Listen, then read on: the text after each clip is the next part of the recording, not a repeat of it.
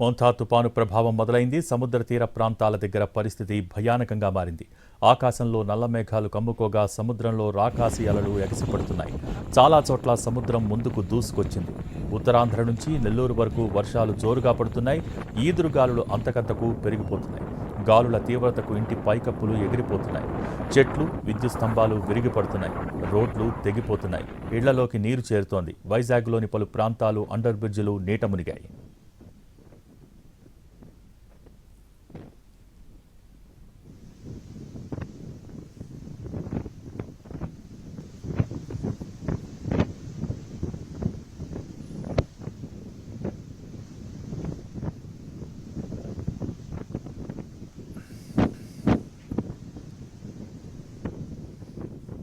తుపాను ప్రభావానికి సంబంధించి లేటెస్ట్ అప్డేట్స్ మా ప్రతినిధి వినయ్ లైవ్ ద్వారా అందించడానికి సిద్ధంగా ఉన్నారు. Vinay, over to you. తుఫాన్ తీవ్ర తుఫాన్గా మారింది. దీని ప్రభావం రాష్ట్రంలో చాలా స్పష్టంగా కనిపిస్తూ ఉంది. అటు కోసాంధ్రతో పాటు నెల్లూరు, ప్రకాశం ప్రాంతంలో భారీ ఈదురుగాలులతో అతి నుంచి అతి భారీ వర్షాలు కురుస్తున్న పరిస్థితి మనకి రాష్ట్ర వ్యాప్తంగా కనిపిస్తూ ఉంది. ప్రస్తుతం మనం విజయవాడ డిజాస్టర్ మేనేజ్మెంట్ కార్యాలయంలో ఉన్నాము. తుఫాను సివియారిటీ పెరిగిన నేపథ్యంలో ఇక్కడ నుంచి మొత్తం అన్ని విభాగాల అధికారులందరూ కూడా ఇక్కడ నుంచి మానిటరింగ్ చేస్తున్న పరిస్థితి మనకు కనిపిస్తూ ఉంది. మొత్తం పూర్తిగా అటు గ్రౌండ్ లెవెల్లో పరిస్థితి ఏ విధంగా ఉంది, అక్కడ ఏమైనా హెల్ప్ కావాలంటే ఇక్కడ నుంచి వీళ్ళందరూ కూడా మానిటరింగ్ చేసుకుంటున్న పరిస్థితి మనకు కనిపిస్తూ ఉంది. మొత్తం పూర్తిగా అన్ని డిపార్ట్మెంట్లు అధికారులు ఇక్కడ డిజాస్టర్ మేనేజ్మెంట్ కార్యాలయం నుంచి పూర్తిగా అటు గ్రౌండ్ లో అంటే ఏ ఏరియాలో ఎక్కువ వర్షాలు పడుతున్నాయో, ఏ డిపార్ట్మెంట్ పరంగా ఎలాంటి ఇబ్బందులు ఉన్నాయనే దానిపైన కూడా మొత్తం వీళ్ళందరూ కూడా సమన్వయం చేసుకుంటున్న పరిస్థితి కనిపిస్తూ ఉంది. మరోవైపు అటు సాయంత్రానికి తీరం దాటుతుందని చెప్తున్న నేపథ్యంలో దానికి సంబంధించి కూడా డిజాస్టర్ మేనేజ్మెంట్ పూర్తిగా కూడా అలర్ట్ అయిన పరిస్థితి కనిపిస్తోంది. ముఖ్యంగా ఇప్పటికే సిబిఎస్ సిస్టమ్ ద్వారా మొత్తం ప్రజలకు ఎప్పటికప్పుడు కూడా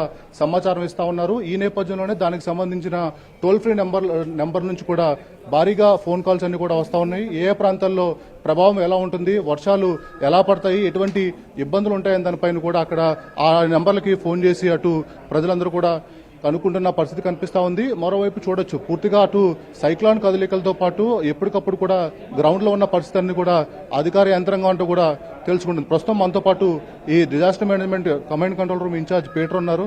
సార్ చెప్పండి సార్, గ్రౌండ్ లో ఎటువంటి పరిస్థితి ఉంది? గ్రౌండ్ లో వర్షాలు కొద్దిగా స్టార్ట్ అయినాయండి. అంటే మనం అనౌన్స్ చేసినట్టుగానే ఎక్స్ట్రీమ్ వర్షాలు ఉన్నాయి. అంటే ఇప్పుడు ప్రస్తుతానికైతే భారీ వర్షాలు ఉన్నాయి. అతి భారీ వర్షాలుగా సాయంత్రం కల్లా మారేటువంటి అవకాశం ఉంది. ప్రస్తుతం ఇంకా దానికి సంబంధించినటువంటి అధికార యంత్రాంగంతో కూడా అప్రమత్తంగా ఉన్నారు. చిన్న చిన్న చెదురుమదురు సంఘటనలు అంటే చెట్లు బ్రాంచెస్ పడిపోవడం, కరెంటు పోల్స్ పడిపోవడం ఇలాంటివి మనకి రికార్డ్ అయి ఉన్నాయి. వాటిని అన్నింటిని కూడా రిస్టోర్ చేయడం జరిగింది. అంటే తుఫాను కొద్దిగా సివియర్ గా మారింది. ఈ ఎఫెక్ట్ ఎక్కువ ఏ ప్రాంతాల్లో కనిపిస్తుంది? ఇది ఇవాళ మార్నింగ్ 5:30 టైంలో ఇది సివియర్ తుఫాను కింద మారింది. దీని ప్రభావం ఎక్కువగా కోస్టల్ ఆంధ్ర ఉన్నటువంటి అన్ని జిల్లాల్లో ఉంటుంది. మనకి విజయనగరం మొదలుకొని శ్రీకాకుళం అలా కిందకు వచ్చేటప్పటికి గుంటూరు, నెల్లూరు వరకు కూడాను పూర్తిగా మనకి అది అవుతూ ఉంది. దీని ఎఫెక్ట్ ప్రస్తుతానికి మనకి జిల్లాల నుంచి అన్ని ఫోన్ కాల్స్ వస్తూ ఉన్నాయి. వర్షాలు ఎక్కువ పడుతున్నాయి, మేమేం చేయాలని కన్సర్న్ అందరూ అధికారులకు మనం చెప్పడం జరుగుతుంది. అందరూ కూడా అప్రమత్తంగా ఉన్నారు. అంటే సార్ ఇప్పటికే అటు కాకినాడ పోర్ట్ దగ్గర 10వ నెంబర్ హెచ్చరిక కూడా జారీ చేశారు. ఇది కొద్దిగా చాలా ఎఫెక్టివ్ గా మారే పరిస్థితి కనిపిస్తా ఉంది. దానికి సంబంధించి ఎలాంటి అలర్ట్నెస్ ఇస్తున్నారు? 10వ నెంబర్ అనేటువంటిది సముద్రం సంబంధించినటువంటిది. అది ఏమని ఇస్తారంటే పోర్ట్స్ నియర్ బై పోర్ట్ ఉంటే, సముద్రంకి నియర్ బై పోర్ట్ ఉన్నప్పుడు 10వ నెంబర్ ఇస్తారు. That is the main theme. కనుక మనకి కాకినాడ పోర్ట్ ఉంది కాబట్టి ఇప్పుడు తీరం దాటే దగ్గర 10వ నెంబర్ ఇచ్చడం జరుగుతుంది. రఫ్ సీ ఉంటుంది, అది highest degree of the warning level.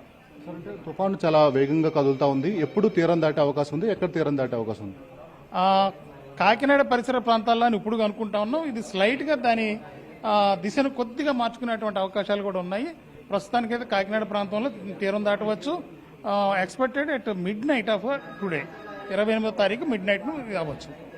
చాలా ప్రాంతాల్లో ముఖ్యంగా అటు తీర ప్రాంతాల్లో అదేవిధంగా లోతెత్తు ప్రాంతాల్లో అన్ని కూడా వర్షాలు పడుతున్న నేపథ్యంలో అక్కడ ప్రజల్ని ఎలాంటి అలర్ట్ చేశారు, వాళ్ళని ఏ విధంగా బయటికి తీసుకొచ్చే ప్రయత్నం చేస్తున్నారు? ఆల్రెడీ మన రీహాబిలిటేషన్ సెంటర్స్ అన్ని జిల్లాల్లో కూడా మనం చేయడం జరిగింది. సఫిషియెంట్ నెంబర్ ఆఫ్ సెంటర్స్ అన్ని కూడా ఎస్టాబ్లిష్ చేశారు గవర్నమెంట్. వీటిలన్నింటిలో కూడా కొన్ని ఆక్యుపై చేయడం కూడా జరిగింది.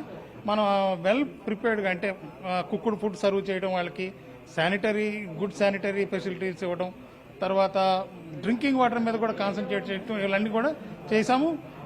ప్రజలు కూడా స్వచ్ఛందంగా అందులోకి వచ్చి ఉంటున్నారు. సార్, అంటే ఇప్పుడు గ్రౌండ్ లో ఈ సివియారిటీ పెరిగిన నేపథ్యంలో ఇక్కడ అన్ని డిపార్ట్మెంట్లు కూడా కోఆర్డినేట్ చేసుకుంటా ఉన్నారు. ఏ ఇష్యూలు మీ దృష్టికి వస్తున్నాయి? మనకి ఇక్కడ 25 జిల్లాలకు సంబంధించి 25 డిపార్ట్మెంట్లు, మనం లైన్ డిపార్ట్మెంట్స్ అంటాము.